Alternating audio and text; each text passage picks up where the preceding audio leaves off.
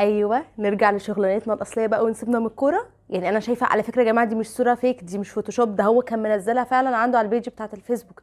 نرجع بقى لاصلنا. يعني الواحد لما بينسى اصله صدقني يا كولر الدنيا معاه بتبوظ. ارجع بقى، نسيبنا من الكوره، نسيبنا من كار الكوره ده، نسيبنا من الاهلي، من التكتيك، من الكلام اللي انت نسيته ده كله، ونرجع لاصلنا. واهلا بيكم النهارده في حلقه جديده. والنادي الاهلي يتعادل مع بيراميدز في مشواره في الدوري بهدف مقابل هدف.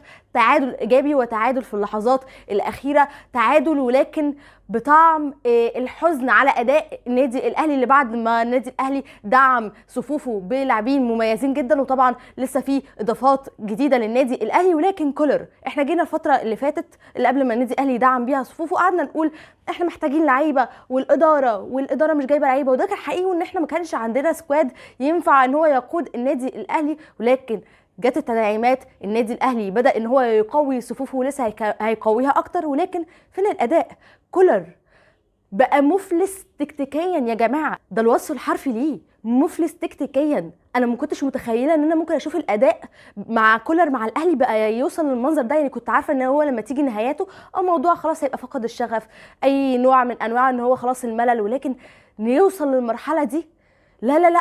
انت بيراميدز السنه دي بتواجههم مرتين في الدوري، المرتين بيبقى مطرود منهم لاعب، انت حرفيا بتلعب وقت كبير جدا وهم ناقصين منهم لاعب، وانت ما بتقدرش ان انت تحقق عليهم الفوز. تعادل ايجابي، هدفين مقابل هدفين في الدور الاول امام بيراميدز. وطبعا اهدر ساعتها امام عاشور اللي هنتكلم عليه النهارده كويس قوي. ساعتها ركله جزاء كانت ممكن ان هي ترجح كفه النادي الاهلي ان هو يحصل على الثلاث نقاط. والنهارده انت واحد واحد في مباراة بلا تكتيك بلا تفكير، حتى تبديلاتك غريبة. معلول اللي انت مخرجه بره السكور، وسبحان الله تحس ان ربنا يعني بيحطك في موقف صعب، ان انت يحيى عطية الله ان يتمنى له الشفاء، ولكن باين ان الموضوع صعب معاه، بيتصاب من بعدها كريم الدبيس وبتطلعه. بدلت تبديلين في الباك الشمال ومفيش معلول. بتيجي بتغير وينجين بوينجين، بن شرقي وحسين الشحات، وتنزل محمد عبد الله وطاهر محمد طاهر، في حين ان انت مهند لاشين خلاص اتطرد من نص ملعبهم. حاول ان انت تدعم خط النص دلوقتي، ده غايب عنهم 4 أو 3 لاعبين اساسيين. انت ازاي واصل للمرحله دي يا كولر؟ فين النهارده؟ كان محتاج الماتش ده قفشه سوليه، حد يحرك لك الملعب كده من نص الملعب. كانوا هم النهارده قافلين كويس على امام عاشور، فالنهارده كان زي الاهلي كانه متكتف اللعيبه. حتى يعني انا دلوقتي بتكلم على كولر اللي هو بالنسبه لي المتسبب الاول والرئيسي في اللي احنا واصلين له دلوقتي ده في المباراه وفي التكتيك بتاع النادي الاهلي. بعيدا هتكلم على الاداره في جزء ما، ولكن نيجي للاعبين. تحس اللعيبه بتلعب على حاجه كانها رايحه. يا جماعه ما نكمل الدوري. انا عارفه ان حوار الانسحاب النادي الاهلي والثلاث نقاط النادي الاهلي فقدهم بدون داعي، وان هم خلاص يعني شبه ان هم كانوا بيأخروا النادي الاهلي، او ان هم بينهوا مشوار النادي الاهلي في الدوري. انا عارفه ان ده شيء ممكن يعمل نوع من الملل، ولكن يوصل بيكم المرحله دي تحس اللعيبه بتلعب في ماتش كانهم رايحين، ولا حتى رايحين يهزروا او يلعبوا مع صحابهم. لو هيلعبوا مع صحابهم هيبقى عندهم حتى حماس شويه. النهارده مفيش. امام عاشور بس. لقطه المباراه يا جماعه بالنسبه لي بتاعت امام عاشور وهو بينفخ وبيجي على نفسه، تحس ان هو يعني خلاص اللي هو جايب اخره وبياخد الكره من الجون للجون عشان النادي الاهلي يحرز التعادل في النهايه. النهارده امام عاشور بيلعب برجوله، ما كانش يجي في دماغي ابدا. امام عاشور انا عارفه لان اساسه زملكاوي من هو صغير، وهنيجي لحته زيزو ولكن نخليها حلقه بكره باذن الله. ولكن انا بالنسبه لي عارفه ان اساس انتباهه كان زملكاوي، حتى لو هو هيلعب دلوقتي النادي الاهلي هيلعب باخلاص وكل حاجه. ولكن ما كنتش متخيله ان هو ممكن يوصل للمرحله دي، ان يبقى كله مش قادر وكله منفض، وهو اللي بيلعب برجوله، وهو اللي عايز يكسب، وهو اللي بيحارب على المكسب. شابوه لامام عاشور كمان في التحول الكبير اللي حصل في عقليته، حرفيا كانك جبته من اليمين من الشمال لليمين. حاجه رائعه بالنسبه لامام عاشور، وشابوه ليه النهارده. بعيدا ان هو اهدر فرصتين في بدايه اللقاء كانوا ممكن ان هم يعني ينهوا اللقاء بالنسبه للنادي الاهلي. ولكن بشكل عام هو امام عاشور مش هو بس. المشهد ده مش مشهد يا جماعه المباراه بس، ده مشهد السيزون كله من اوله. انا مش متخيله السيزون ده او السيزون اللي فات من غير امام عاشور.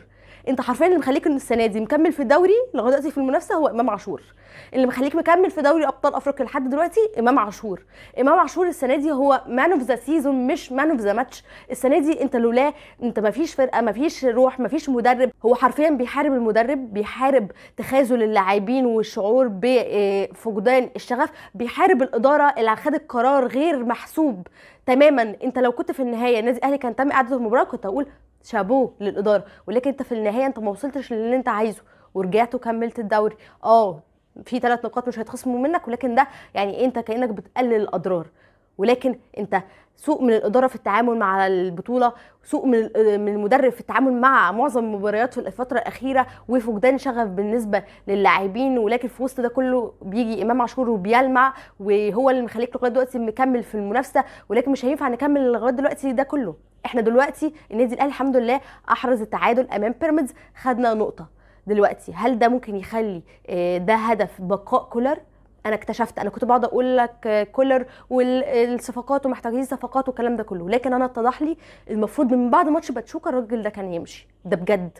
وانا مش بكلمك دلوقتي عشان كاس عالم والكلام ده كله فاحنا ان احنا نقدر، لا، كاس العالم هو اصلا المنطقي ان انت تطلع من البدايه، ده المنطقي. طبعا احنا نطمح النادي الاهلي، والنادي الاهلي يطمح ان هو يعني يوصل لادوار متقدمه عن الادوار البدائيه. ولكن دلوقتي انا بتكلم بالمنطق والعقل. النادي الاهلي محتاج مدرب جديد يغذي روح الفريق ويجدد دوافع الفريق، ويبقى عنده حاجات جديده يقدمها للنادي، لان باين ان كولر خلاص افنى كل التكتيك بتاعه والافكار بتاعته، وخلاص بقى زي ما قلت لك مفلس تكتيكيا مع النادي الاهلي. محتاجين مدرب جديد عشان نعرف نكمل في دوري ابطال افريقيا ونكمل في الدوري.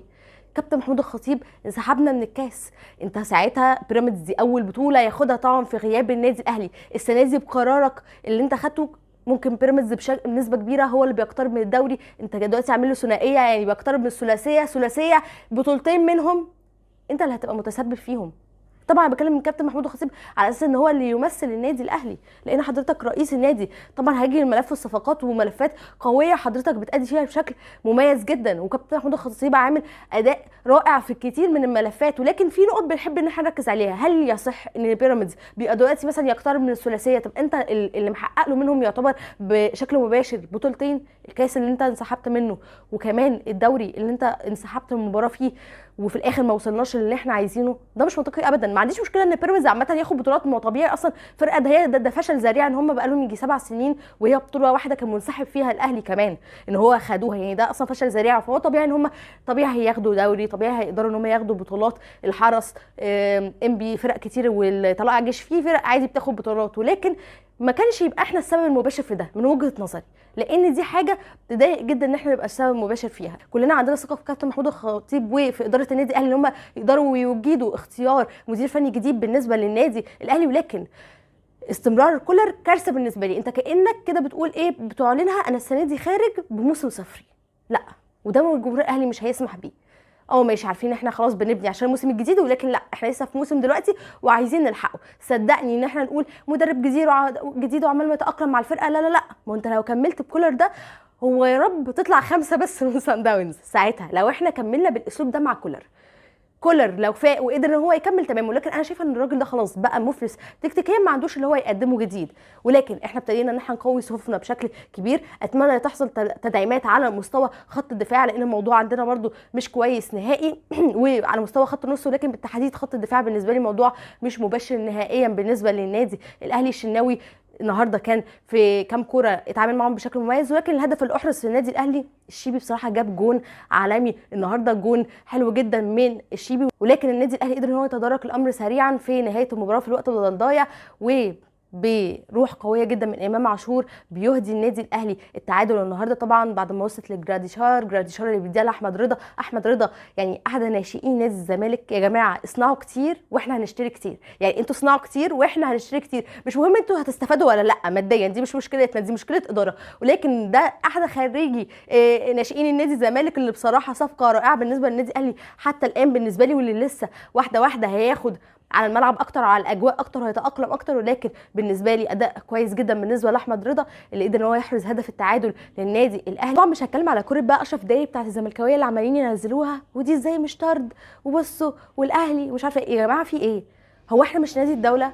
هو انتوا مش بقالكم سنين بتقولوا النادي الاهلي نادي الدوله؟ ما احنا نادي الدوله، ما طبيعي نادي الدوله بيتجامل. بس انتوا فاكريني زي اول ما طلعت على اليوتيوب بقى وكنت اقعد لا والكوره ومثلا اقول لك اصل دي اوفسايد من البدايه فهي طبيعي. لا لا لا، خليك احنا نادي الدوله، خليك فاهم كده، احنا نادي الدوله، احنا بنتجامل، فعشان كده احنا بننجح وبناخد بطولات. وانت ما بتاخدش بطولات وفي فشل ذريع وفي افلاس مادي وعليك ديون قد كده بسبب ان انت ما بتتجاملش. خليك دايما مقتنع بفكره زي دي، لان فكره زي دي هي اللي بتعمل على استمرار النادي الاهلي واستمرار احرازه للبطولات، ودي اللي بتعمل على ان انت تفضل دايما مركز تاني مش قادر ان انت تتقدم للامام. ويا عيني هو حتى دلوقتي انت مش طايل لا مركز تاني لا كونفدراليه ولا دوري مصري. فانا يعني يعني بنتمنى الاحسن لنادي الزمالك الفتره القادمه، ونتمنى برضو لنادي الدوله النادي الاهلي فتره احسن الفتره القادمه. ودي كانت حلقتنا النهارده، اتمنى حلقتنا النهارده تكون عجبتكم. كانت معكم طه النجار.